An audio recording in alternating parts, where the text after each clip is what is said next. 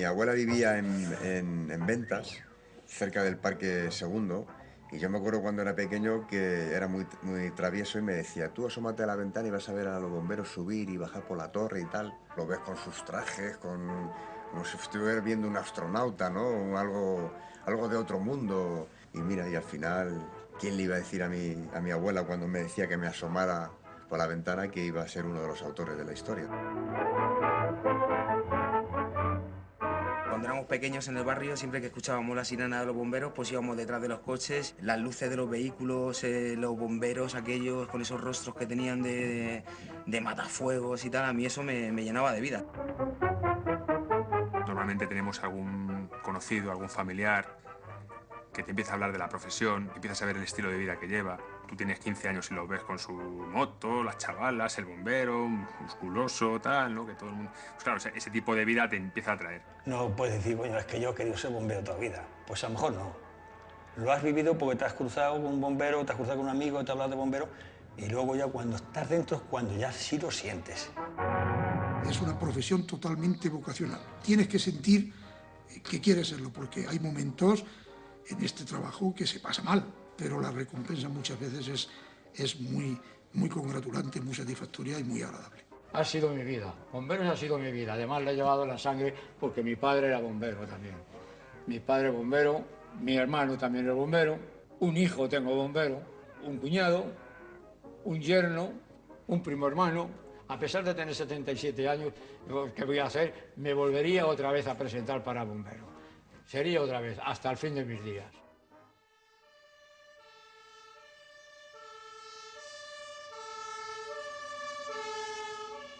Hay datos del Consejo de Gobierno del Ayuntamiento de Madrid del año 1577, donde se dictó que se crease el cuerpo bombero. Y había sido con motivo de un fuego que hubo en el Escorial, y a partir de ese fuego, que se apagó como se pudo, hubo una orden y se dictó la creación del cuerpo de bomberos en 1577.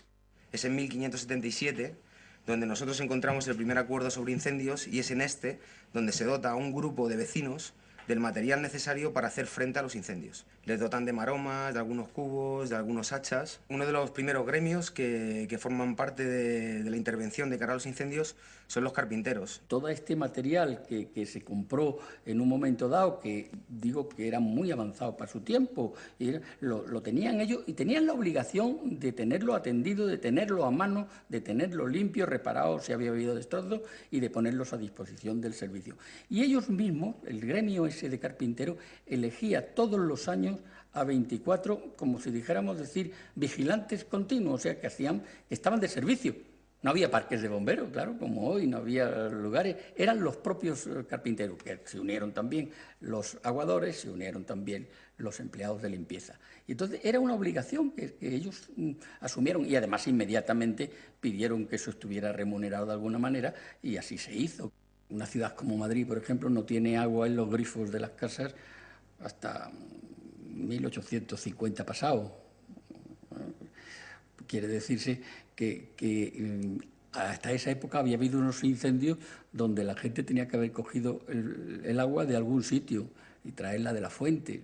Bueno, existían algunos acuerdos, pequeñas prevenciones, donde el servicio de limpiezas con los carros Cuba eran los que transportaban el agua. Se abastecían por medio de fuentes públicas. Los fontaneros estaban encargados del corte del agua de los distritos donde no se efectuaba el incendio para de esta manera abastecer al distrito donde sí estaba desatado el incendio y poder tener más caudal de agua.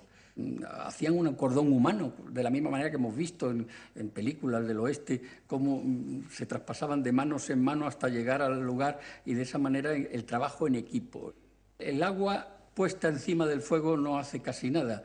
Lo que hace falta es el impulso, el chorro violento de agua sobre las llamas es lo que apaga fuego. Se llamaban entonces aguatochos, que es una especie de jeringa. Con estos aguatochos, como tenían que hacer presión, digamos que con el propio pecho para poder impulsar el agua, llevaban un traje llamado coleto para poder impulsar fuerte el agua sin tener que hacerse bastante daño. Y otra de las cosas para lo que se utilizaba este coleto o traje de cuero era para evitar las pulmonías, porque trabajaban a la intemperie y había muchos compañeros de aquella época que fallecían de una simple pulmonía. Tenían los pitones, que eran los los surtidores estos antiguos, simplemente era una lanza, simplemente para concentrar el agua que viene por la manguera en la punta, sin llave de corte, sin llave de sierra, sin posibilidad de graduar cadual, ni pulverizar, ni nada. A principios del siglo XVIII, creo que en 1721, llega la primera bomba de brazal. Esta es una fecha histórica en el adelanto del procedimiento, ¿no? Porque en esa época pues, lo difícil es ir llenando de agua, hay que traer el agua por otro sistema, porque la bomba de brazal necesita tener el agua ya puesta. Esta bomba de brazal se trajo del extranjero, se compró en Inglaterra. La bomba echabas agua y tenía un brazal, un maneral donde se agarraban un bombero uno y otro y a dar presión a una bomba manual para conseguir dar presión al agua para que a través de las conducciones llegasen al sitio para extinguir el fuego. Y mucho corazón y mucho alma con ello suplían la falta de equipamiento. El fuego se avisa por silencios o por ruidos. Y entonces, pues de alguna manera, si una iglesia toca, dice, para que se enteren otros, porque parece que el incendio es muy grande. Esa es la iglesia de Santa Cruz. Tenía el emblema de ser la campana más sonora, la más destacada, la más alta, la que se veía desde todos los puntos del Madrid entonces. Todas tocaban al mismo tiempo y costaba muy poco trabajo. En una ciudad tan estrecha, con su cerca, costaba muy poco trabajo que todo el mundo se enterara que había un fuego. Tenían que avisar de una iglesia a otra para hacer un efecto dominó y saber en qué distrito se veía el humo. Entonces llegaban para interpretar el número de campanadas, porque unas eran de timbre grueso, otras eran de timbre más fino. Tenían que dibujar una serie de nomenclaturas en el suelo, bien con un palo, bien con el dedo, para saber a qué distrito dirigirse.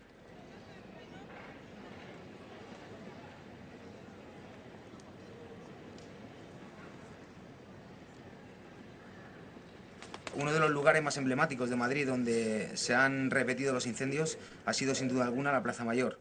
En el primero de los incendios de la Plaza Mayor resulta que eran los techos, los tejados eran de plomo y naturalmente un fuego derretía el plomo y derretirse el plomo significa desprenderse.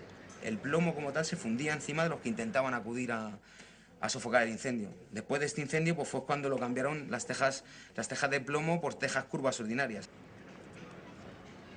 1672, el segundo de los 3 incendios que hemos dicho de la Plaza Mayor, se provocó en los bajos también de esta casa de la panadería. Hubo 24 víctimas y muchos heridos.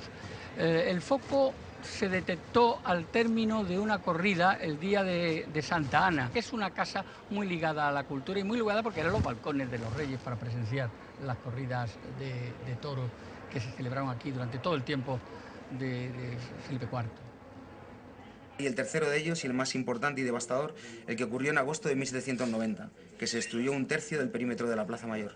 Fue un incendio muy significativo, ¿no?, por la gran masificación de gente que acudía al incendio, desde soldados, del general Sabatini hasta los mangueros, servicio de limpieza, el arquitecto maestro mayor de la villa, que por aquel entonces era Juan de Villanueva. Este señor fue el que dirigió las tareas de extinción de este incendio. En las farolas, hoy en día, en los parapetos donde se sienta la gente, alrededor de las farolas, podemos ver ilustrado en relieve aquel incendio, ¿no?, lo pavoroso de las llamas y cómo subieron hasta la última planta y cómo devoraron, como decía antes, 1/3 del perímetro de la plaza. Este incendio además hizo que el rey Carlos IV diera unos dineros a todos los damnificados por las casas que se habían tirado, que se habían tenido que tirar para cortar justamente la línea de fuego.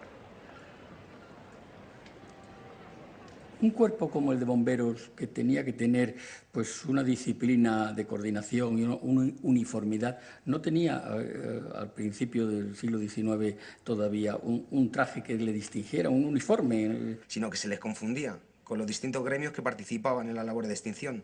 De ahí que hubiera un cordón militar que era el que favorecía el que un bombero o matafuego en esta época pudiera salir del siniestro y volver a entrar por otro lado, porque no se les distinguía. El primer emblema que se hace para bomberos data de 1824 y era un emblema de latón, y a partir de esa época es cuando realmente se distingue al matafuego como tal.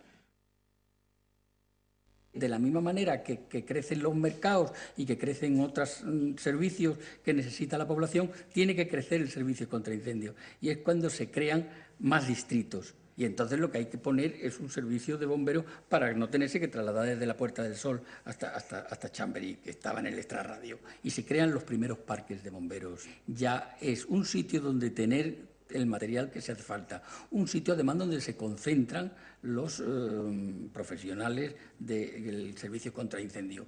Y además un sitio donde se hace gimnasia y donde es como un cuartel, están acuartelados, tienen unas horas de trabajo. Ya empieza a ser un cuerpo bombero con reglamento, ordenanza y demás. Con parques de bomberos, con profesionales, que se hace un reglamento, con sus ordenanzas de cumplimiento, de policía urbana, de que lo que hay que cumplir, buen comportamiento, puede ser expulsado, no se puede beber alcohol.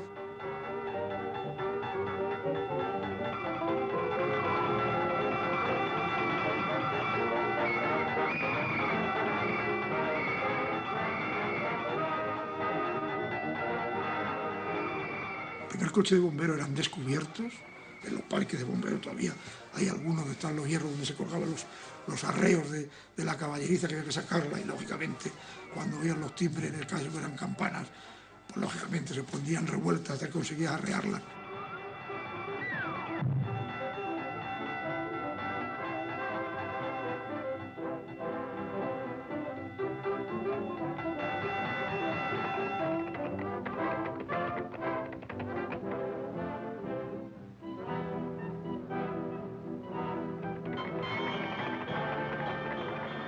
Todo el material mecánico se traía fundamentalmente de Austria y Alemania, empresas, fábricas dedicadas a fabricar vehículos de bomberos expresamente, no vehículos adaptados a bomberos. Los bomberos de las últimas promociones, los que iban entrando, pues generalmente ocupaban el puesto de campana, como se les empezó a llamar, porque tenían que ir tocando la campana. Los vehículos eran, por decirlo de alguna manera y entenderlo, eran como descapotables, por lo tanto estaban prácticamente en la intemperie. Entonces te puedes imaginar, desde Madrid, desde un parque como el Parque Sexto hoy en día hasta Toledo, Ávila o demás, eran unas cuantas horas tocando la campana y sin parar para abrir paso entre las gentes, entre los vehículos y demás. Todos los coches de bomberos llevaban su campana de aviso.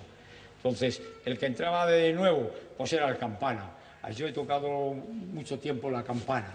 Entonces, bueno, se me daba bien porque me diestro, trabajo con las dos manos y cuando me cansaba de esta, le daba con esta. Yo tengo un buen recuerdo y además tengo el secreto para nosotros, tengo una. Aquí están los 18 aspirantes a bombero, Este del centro es el doctor médico del servicio, el doctor Armas. Aquí, el más chiquitito, aquí casi este soy yo. Este es el personaje. Como verá, como les había dicho, no nos dan casco ni nos dan hombreras. Entonces nos daban la gorra, las botas, el cinto y a funcionar. Una vez que superabas estas pruebas, entonces te daban ya el casco y las hombreras. Entonces ya eras bombero. Sí, aquí entre los recuerdos o objetos que me sirven un poco de el desempeño de mi profesión a lo largo de tantos años, tengo un poco la historia de los cascos del Cuerpo Bombero del Ayuntamiento de Madrid. Este es el primer casco que había, que era de cuero. Este casco estuvo prácticamente hasta la Segunda Guerra Mundial, después de la guerra nuestra, la Segunda Guerra Mundial. En vez de cuero se sustituyó el cuero por cartón piedra, la parte de arriba, lo que es toda la corona. Y solo la visera era de cuero. Lógicamente este casco cuando se mojaba, pues el cartón piedra se deshacía. De este ya en los años, como digo, 50 y algo, 50, después de la Segunda Guerra Mundial, se pasó a este casco. Este casco ya lo he usado yo. Este es realmente, si le quitamos la cimera, es el casco de guerra alemán y el casco de guerra español. Es exactamente igual. Se adaptó este casco, se le puso la cimera y este es el casco que estuvo hasta los años, aproximadamente hasta los años 80. De este se pasó en los años 80 ya el primer casco de policarbonato, que era este casco que es el casco americano, parecido al casco americano, con esta gran pantalla, con el guardanuca, la visera posterior mayor y con un guardanuca. Y hasta los años 90, exactamente los años 90-91, se pasó a este casco que es el casco ballet. Y lo fundamental de este casco es que tiene un enganche rápido para la máscara, para la careta de protección respiratoria, de forma que te colocas el equipo autónomo en el casco y con dos enganches rápidos te hace una pieza conjunta, tanto el casco con la máscara. Lógicamente, todos en su momento ofrecían garantía en función del tiempo, de la época y la evolución que ha ido teniendo.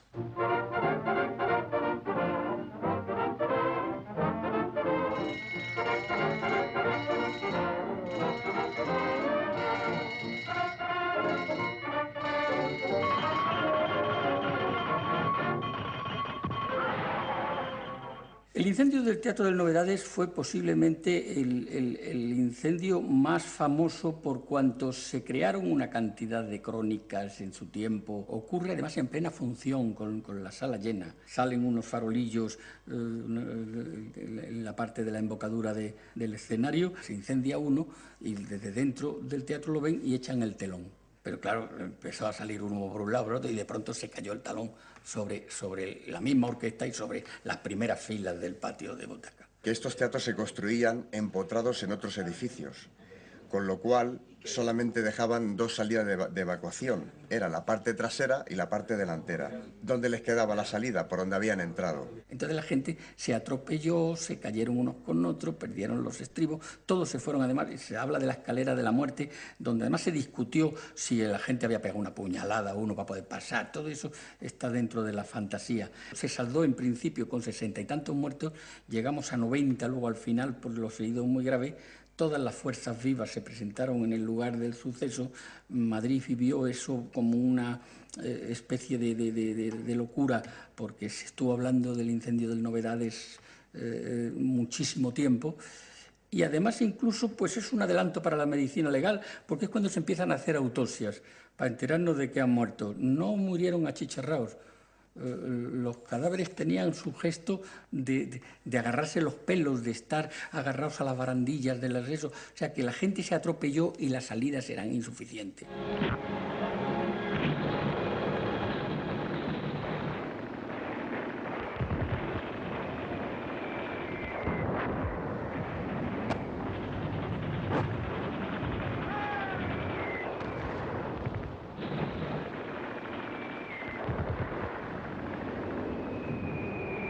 Durante el proceso bélico de la guerra civil no solamente existía el miedo en el pueblo, sino que también estaba generalizado en el cuerpo de bomberos. Durante una época determinada se pensó que bomberos también iba a tener que acudir al frente, pero fue el general Miaja el que estableció como oportuno que estuvieran en la guerra, pero desde la retaguardia, atendiendo siempre al pueblo. Estuvimos atendiendo salidas como ir a retirar cascos de obuses o como ir a retirar pequeños proyectiles que se quedaban en las fachadas.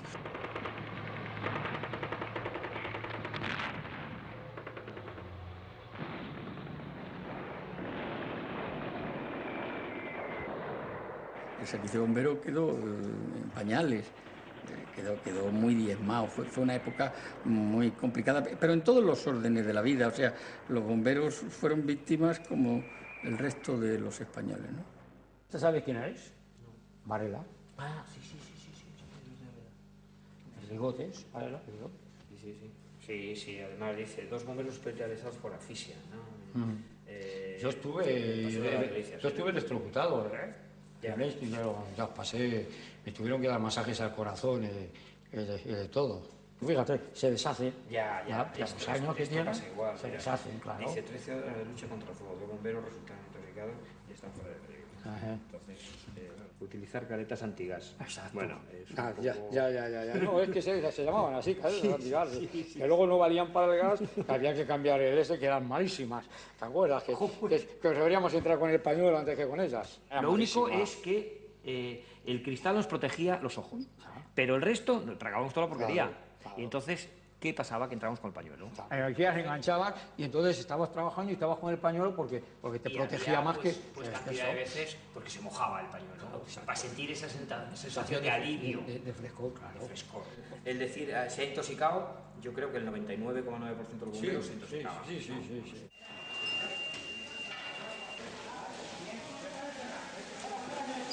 Hay un poco de espacio y te metes para adentro. Sí, verdad que con estas máquinas...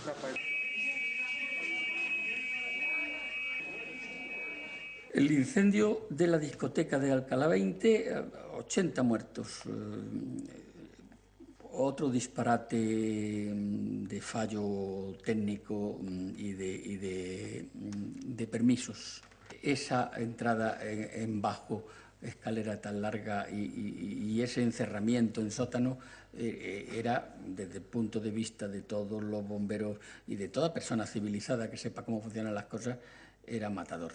Y a partir de ese momento también hubo que hablar de responsabilidades civiles. Cuando estábamos en civiles ya no veías ya para subir para la calle Alcalá. de la densidad de humo que había tan grande.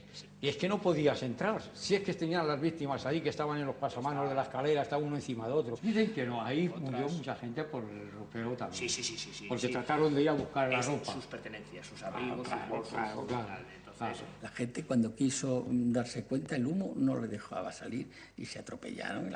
Aquello fue una matanza, pero anunciada. O sea, dice, mire usted, sí que eso tendría que pasar alguna vez.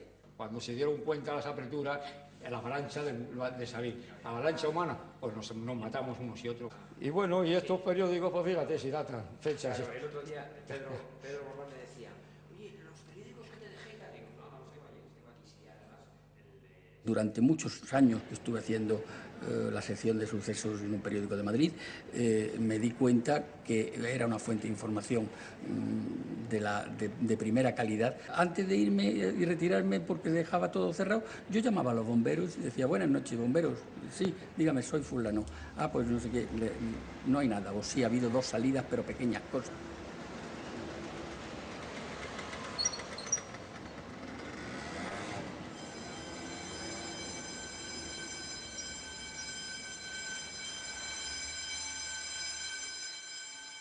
Está saliendo a fuego hasta los 61 y creo que es un poco duro llegar a esa edad, cargar con un autónomo o sacar a una persona de un siniestro o subir 8 o 10 pisos corriendo.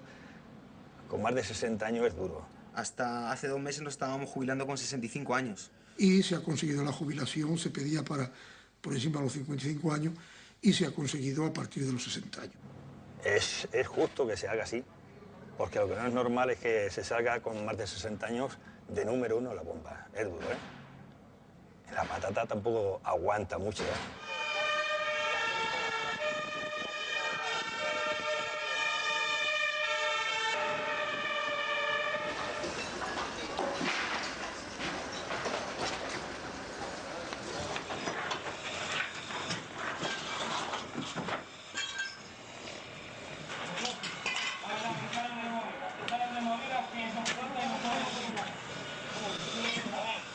Bien es cierto que un bombero con 65 años no está en condiciones de ser bombero, pero tampoco es menos cierto que hay una serie de labores dentro de bomberos que se pueden desempeñar en su última época, de tal forma que el bombero a partir de los 55 años opta a esa segunda actividad, ese apoyo técnico al siniestro, ya no atención directa al siniestro, sino que está en labores de oficina, labores de teléfono, labores de taller.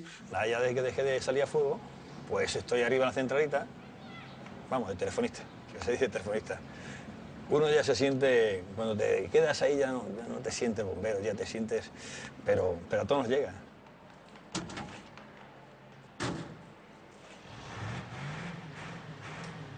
Este parque ahora mismo pues pequeño, tiene aquí muy poquita dotación. Bueno, aquí teníamos antes una cuerda, también se subía la cuerda, pero bueno, ya se ha hecho lo que es un gimnasio pequeñito ahí dentro. Teníamos antes una cuerda ahí, aquí subían los bomberos, subíamos, bajamos. Aquí se hacen las maniobras que se pueden. Bueno, esto lo han preparado para que los bomberos dejen aquí el equipo, porque en todos los parques se viste el bombero prácticamente dentro de la bomba, pero como aquí no hay condiciones, entonces tocan los timbres, los bomberos se equipan los máximos aquí, ¿ves? Tocan los timbres, vienen corriendo y se meten, tiran del pantalón y lo tienen encima. Y luego se cogen el equipo y ya dentro de la bomba se van vistiendo. Cuando tú llamas ahora mismo, llamas al parque bombero, oiga, mire bombero, hay fuego en tal sitio. Desde ese momento hay un reloj que te está marcando la hora, los minutos y los segundos. Y cuando el bombero llega al siniestro, dice, la bomba del parque llega al lugar indicado y te está marcando los minutos y los segundos. Quiere decirse que te dice si ha tardado 2 minutos, 10 minutos o 1 hora. Te sale por aquí la calle, el número y a lo que vas. Un conductor está allí poniendo el coche en marcha, el otro está aquí cogiéndole la ficha. Y en esta ficha ya te dice, por ejemplo, al lugar que vas. Por ejemplo, a la calle Abada, pues ya sales desde aquí. Este es el recorrido que tiene que hacer ese vehículo. Y va más directo que con el GPS. Y este sistema es bueno. Este es el salón, comedor, nuestra televisión, y ahí tenemos la cocina. ¿Por qué sale eso tan feo? Veis, esta es la cocina. Uno va a la compra, el otro guisa, el otro friega y Y además ponemos una lista para que ninguno se cague. Aquí el que puede se escapa de fregar. Parece mentira, pero enfrentamientos hay poquísimos para llevar... La comida no la habrá grabado, ¿no? Porque... ahora, vamos, fíjate cómo estamos.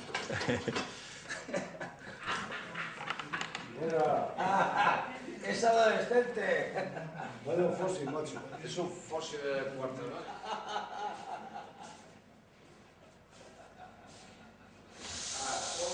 Ahí. Allá te salta, Pedrillo. Digamos que este es el cuarto de los cabos. Mira, ¿ves? Ahí tenemos las taquillas y estos son dos camas que hay aquí de los dos cabos. Lo primero que se hace es enciende esa luz que es muy potente y te despierta, solamente la luz ya te despierta. Y esto pues son las taquillas, pero ya sabéis, esto depende de cada uno lo curioso que sea. Siempre lo tienen por aquí tirado. Los chavales dan más bien por las pesas. Por las pesas. Antes el bombero subía muchas más cuerdas, hacía más gimnasia, digamos, deportiva. Ahora les da todos por las pesas, por tener buenos brazos. Otros parques pues juegan mucho al tenis, al frontón de mano, que también se está perdiendo ya. Te reventaba las manos, una pelota dura, la pelota vasca. Y había mucha afición, pero eso era duro y se ha ido perdiendo. Yo les veo más listos ahora, sí. Les veo más listos, además son valientes los chavales. ¿No crees que queremos que los antiguos eran mejores? No. Lo que pasa es que el antiguo ha sido más sufridor, ha trabajado más. Este era un trabajo de albañiles, carpinteros, fontaneros y cosas por el estilo.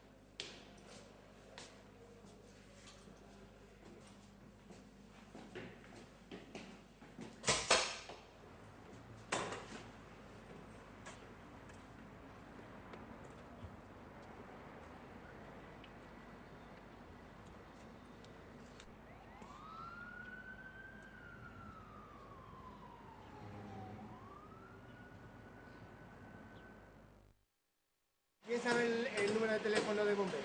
Yo. A ver, ¿cómo es? 112. No lo oigo. 112. Las pruebas para ingresar de bombero son 3 pruebas diferenciadas.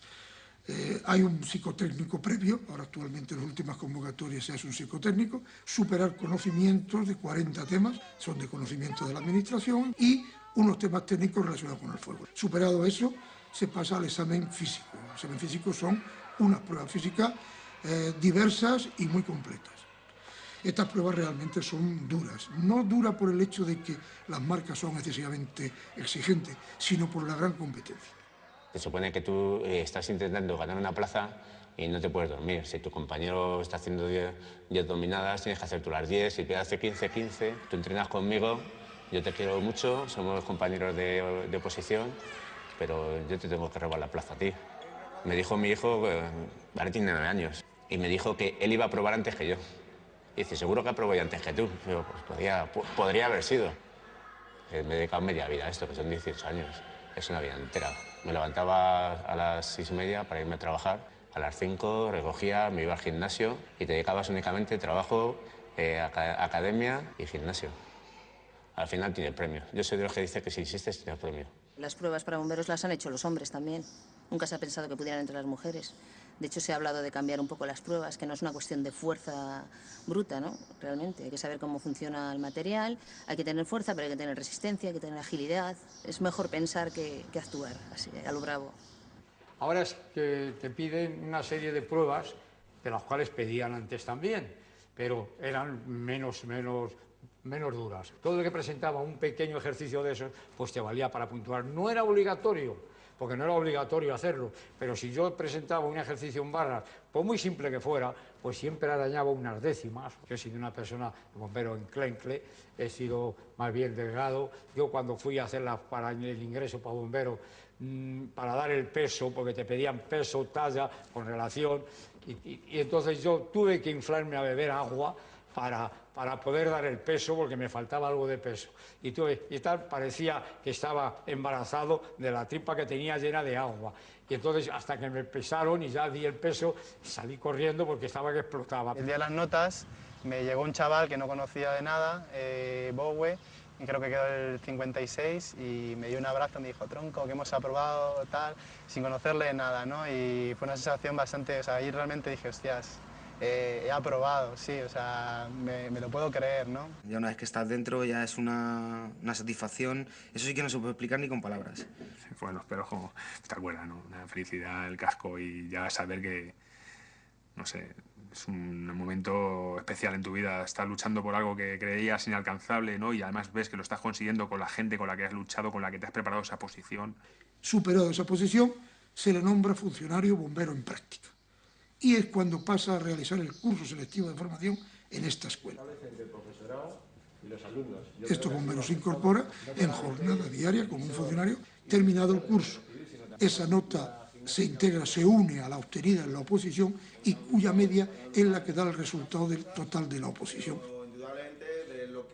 La academia que hice de bomberos y mi época de oposición, ahora mismo lo recuerdo como una de las mejores etapas de mi vida.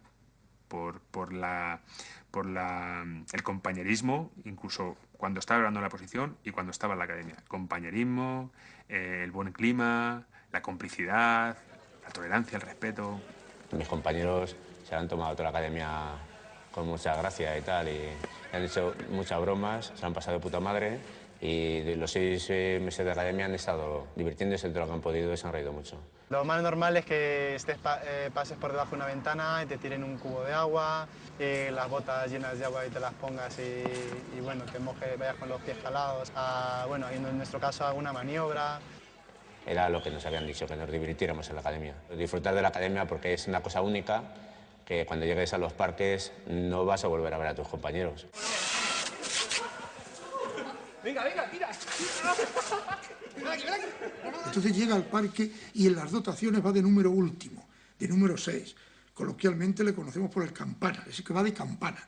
Campana porque antiguamente era el más joven, el que iba a la ventanilla de fuera y el que iba tocando la campana. La siguiente función es de número 5. Es el que tiene que procurar buscar hidrante, boca de riego, es decir, medio de alimentación para que a ese vehículo no le falte el agua. Y es el que suministra toda la herramienta. El siguiente número es el 4 y el 3. Son los que preparan las instalaciones. Cuando tienen que hacer instalaciones para atacar a fuego, son los que preparan la instalación. Y el 1 y el 2 son los que atacan a fuego, son los que van en primera línea. Hemos sacado aquí un vehículo que es el que utilizamos normalmente para los fuegos de piso. Nosotros le llamamos la bomba.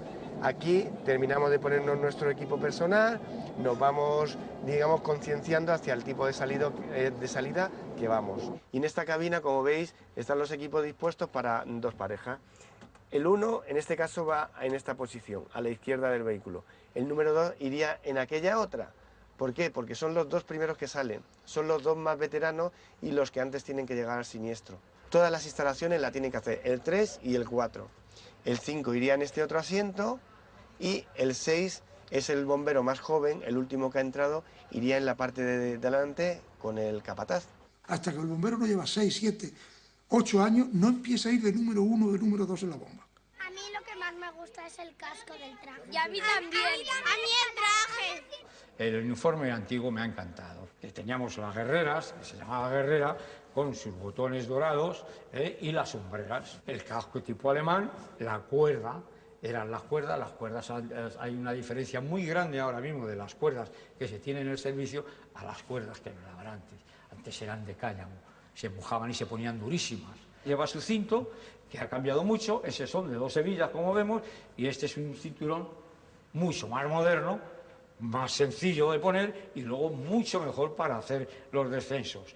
Su mojetón es un aluminio resistente y luego este lleva un atalaje en el cual tiras, abres y te colocas como si fuera una silla. Entonces, si tú tienes que trabajar y estás colgado y te quedas mucho más cómodo. Y el cinturón no se te sube para arriba. Este chaquetón se lo vamos a poner, ¿cómo te llamas? Adrián. Para que notes lo que es. Vete para Adrián, venga. Es un traje de intervención, sirve para fuego. Y es importante que sea un poco holgado para que el aire se nos quede por dentro y tengamos una circulación, no nos quememos. ¿Sabes qué tendría que llevar en las manos? Unos guantes. Los guantes y todo lo que le estoy poniendo a Adrián son para protegerlo, porque los bomberos cuando vamos a los fuegos tenemos que ir muy protegidos. No se nos puede quedar ningún trozo de piel fuera porque con las calorías que hay se nos quemarían. Y cuando accedemos a alguna habitación siempre tenemos que descubrirnos un poquillo esta parte de la mano para sentir realmente dónde está el calor, dónde viene el calor. Nosotros trabajamos totalmente a ciegas. En un incendio no se ve nada, no es como en las películas que ves el humo blanco y las llamas, no. Esto que estamos aquí viendo es una cámara térmica, que lo que hace en los fuegos detectar el calor. Se ve al fondo la silueta, si yo me muevo, se está viendo reflejada en la pantalla y una persona del equipo de bomberos va principalmente a buscar si hay alguna persona atrapada. Ahí dentro.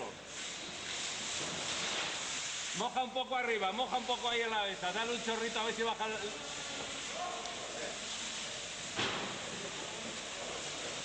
El casco lleva dos tipos de gafas. Una para cuando estamos haciendo trabajos así que no nos caiga nada a los ojos. Y luego la otra, que es la más bonita, es esta, es una pantalla. De oro, mira. Contando con que, por ejemplo, yo puedo pesar 70 kilos, cuando yo voy a la intervención habría que incrementarle un peso de unos 30 a 35 kilos más, dependiendo un poco del equipo que lleves en ese momento. Ahora llevamos unos 25 a 30 kilos, antes pues pasaba de los 30, ¿no? Su misión principal es protegernos, como os digo, las vías respiratorias para no inhalar el humo. Y también lleva un artefacto muy importante para nosotros. Bueno, los americanos le llaman bodyguard, salvavidas, pero yo como soy de pueblo le llamo el chisme, ¿no? Es un chisme que a los bomberos nos ayuda mucho. ¿Por qué? Pues porque nos dice las calorías que hay en el fuego, la cantidad de aire que nos queda de reserva en la botella para nosotros, si tenemos que entrar a un garaje o algo así, saber el tiempo necesario para salir. Aquí lo llevamos todo marcado. Y luego tiene una función que es el hombre muerto, le llamamos los bomberos, que es, si tú tienes un problema, puedes tocar para que te vengan a buscar los compañeros. ¿Lo veis? Es una alarma sonora que en los fuegos, como os digo, no se ve absolutamente nada y es el único sistema que tenemos para pedir ayuda.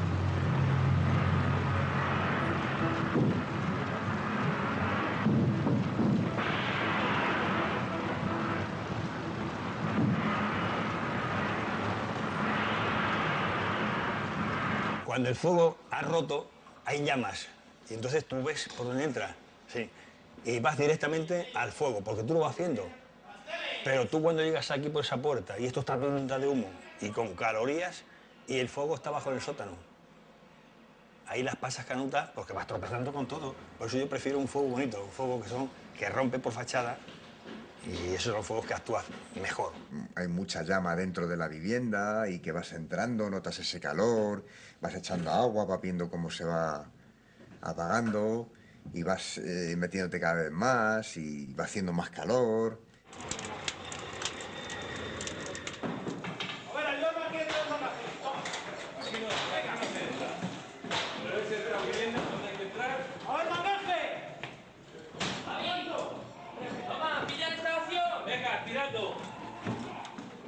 ¡Vamos!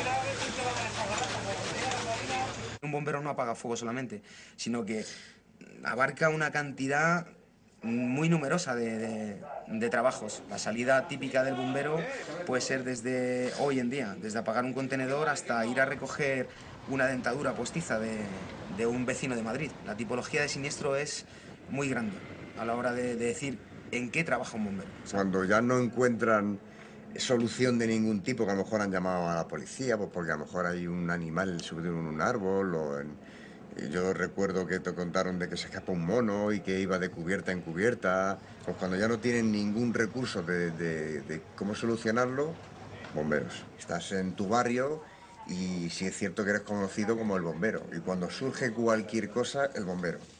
Un ascensor, que tienes que sacar a alguien, que se quema una sartén de una vecina. O sea, siempre estás, digamos, haciendo de bombero, pero siempre. Es curioso porque en el atentado de Carrero Blanco, pues imagínate que estás en un parque, esto ocurrió en el año 1973, estás en un parque y resulta que suenan los timbres, te dicen que ha habido una explosión en la calle Claudio Cuello y parece ser que es una explosión de gas. Y cuando llegan los compañeros, ven un enorme cráter, les empieza a decir que ha habido un vehículo que ha volado literalmente por encima del edificio, acceden y son los primeros en España en que se enteran de que acaban de atentar y de matar al presidente de gobierno y eres tú el primero en enterarte, ¿no?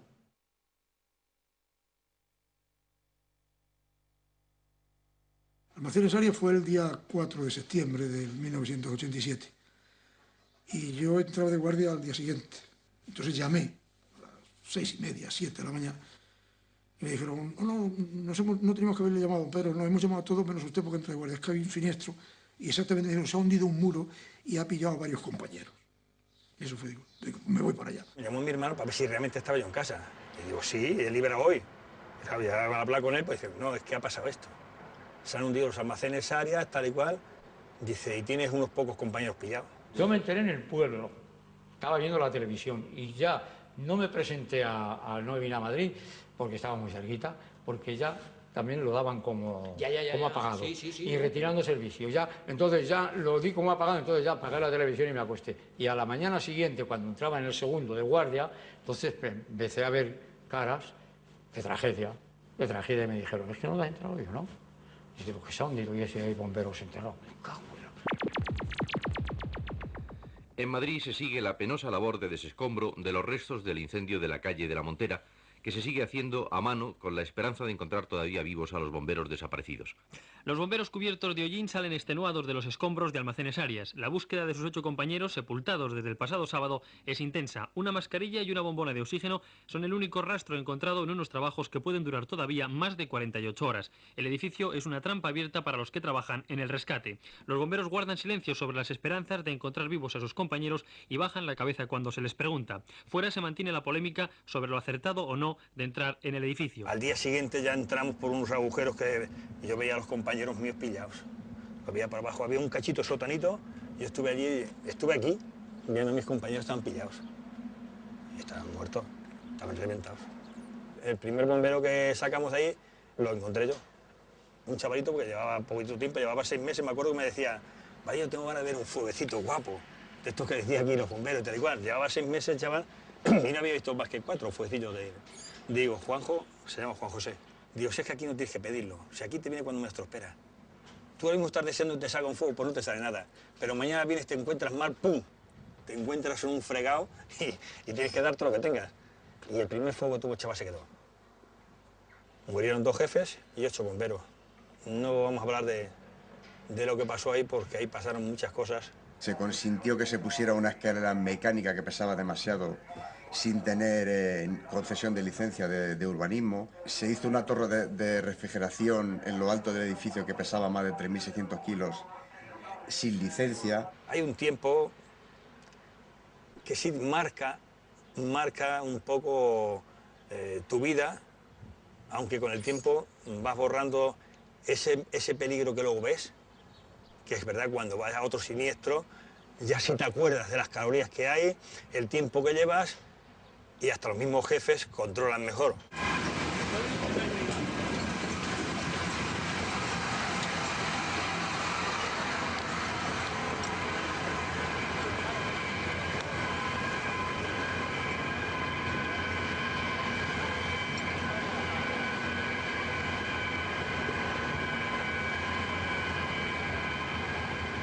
Siempre hemos dicho que el bombero tiene que tener algo de miedo a la hora de entrar en cualquier sitio.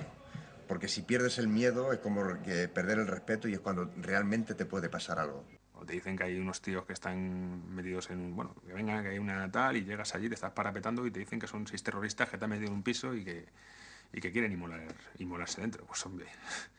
Y luego al rato sale un geo que la acaban de matar, ¿no? Y tienes que entrar tú.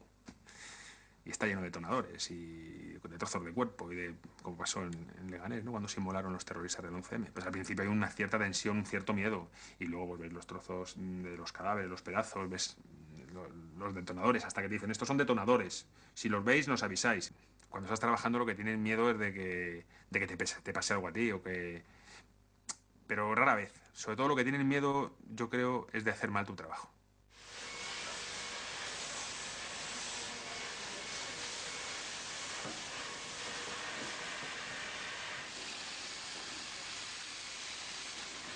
Hombre, algunas veces cuando ya vas a un siniestro y sacas a la gente muerta, pues a lo mejor te queda la cosilla diciendo, joder, a lo mejor si hubiéramos llegado un minuto antes, no sé, sí te puede quedar a lo mejor esa cosilla, pero especialmente yo no tengo esa sensación de decir, joder, por esto hemos fallado, ¿no? Y algunas veces seguramente que nos hayamos confundido, ¿me entiendes?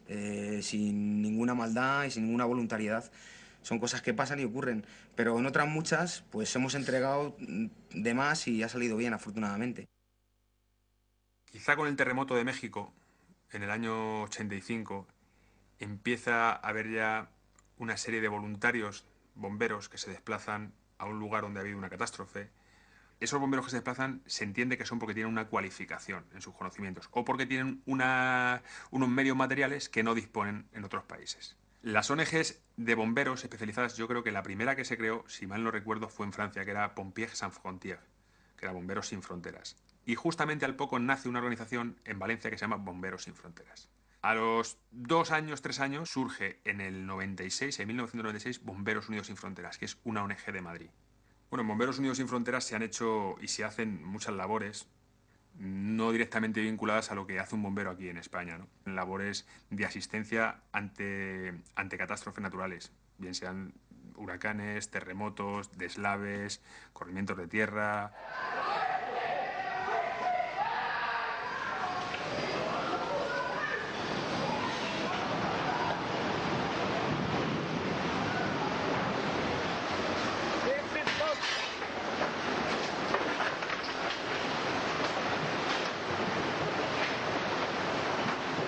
Destacaría el caso del tsunami, en el 2004, porque fue además un proyecto de emergencia muy prolongado en el tiempo. Y fue un proyecto que se inició desde lo que es la localización, salvamento de ese escombro de víctimas, potabilización, soporte sanitario de emergencia y hasta la reconstrucción de viviendas, ¿no? Ahí se tocó casi todo lo que hace la organización. El ser voluntarioso y el acudir a una demanda del pueblo, a un atentado terrorista como el que fue el del 11 de marzo, también tiene sus secuelas para el colectivo profesional de bomberos. Hay compañeros, no muchos, pero sí que están atravesando un síndrome postraumático después de los atentados del 11 de marzo. Y nosotros somos los que tenemos que estar preparados y así lo estamos, pero eso no quita para que dentro de esa valoración profesional y esa sangre fría, de alguna manera, también nos pensemos que somos personas.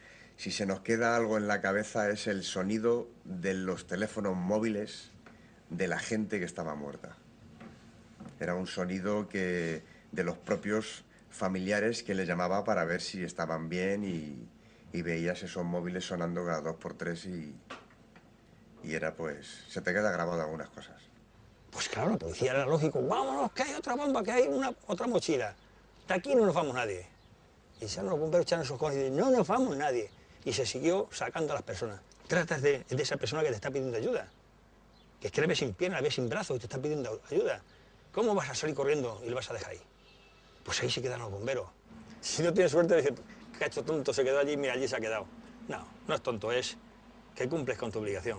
Te vas preparando, ¿no?, para este tipo de sucesos, ¿no? Lo que pasa es que algo tan masivo como lo del 11 de marzo, tantísimos cadáveres y tantísima angustia allí en el foco del siniestro, pues sí que genera cierta ansiedad, ¿no? ¿Sabes? Independientemente de que luego cuando llegues al parque a lo mejor lo hables con los compañeros, ¿no? De alguna manera nosotros también nos ayudamos y nos volcamos ante estas situaciones y desarrollamos el siniestro, ¿no? Para ver también el peso del drama con el que nos quedamos, ¿no? Por dentro, intentar solventarlo de alguna manera entre todos. Nos daremos cuenta que siempre ha tenido que ocurrir una desgracia para que realmente se fomentara mucho más o se le diera más credibilidad a estos cuerpos de seguridad, que estamos hablando de bomberos en este caso. Y luego a los bomberos nos han pasado 40.000 cosas de esas porque Dios no ha querido. Hemos dicho muchas veces, tenemos un Dios que nos protege. Y yo creo que a veces se ha sido verdad. Detrás de un incendio importante, de una tragedia que ha costado muchas vidas humanas, de un desastre verdaderamente histórico, ha habido siempre una intención de mejorar, de prevenir, de legislar y de hacer. Lo que se ha demostrado es que entre las cosas fundamentales que tiene que tener una ciudad y una civilización moderna es un servicio contra incendios adecuado. Todos esos siniestros sirven para concienciar a los responsables políticos y para potenciar los argumentos que tenemos los responsables de los servicios para decir que hay que invertir y que hay que potenciar y que hay que mejorar y ampliar los servicios de bomberos, porque en una ciudad como Madrid y en cualquier otra, pero Madrid por su proporción y por su complejidad, debe tener un servicio de bomberos con suficiente garantía de poder resolver todos los siniestros que se produzcan. No hay un servicio de prevención como en otros países, donde el bombero está a pie de calle a diario y está trabajando, revisando hidrantes, revisando vías, revisando edificios y cumple la normativa. Hoy por hoy eso en España no se hace. Eso es lo que yo creo como bombero raso que soy. Yo creo que tendría que ser primordial, ¿no? De cara a la seguridad del ciudadano, de cara a la prevención, a la formación de los trabajadores y de cara a muchísimas cosas. Deberían de tener una mira mucho más allá, dar más credibilidad al cuerpo de bomberos. Yo he estado 40 años de servicio y si pudiera otra vez volvería a ser aquí, este pequeñajo que está ahí, volvería otra vez a ser bombero.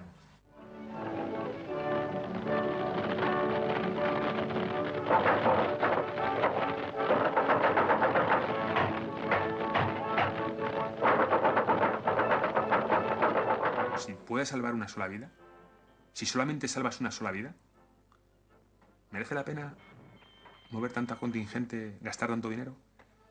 Pero, si yo pienso si esa vida fuese la de la persona que más quiero, lo movería. Entonces esa vida que está allí puede ser la persona que más quiere a otra persona, ¿no? Y creo que, al fin y al cabo, si haces eso, merece la pena.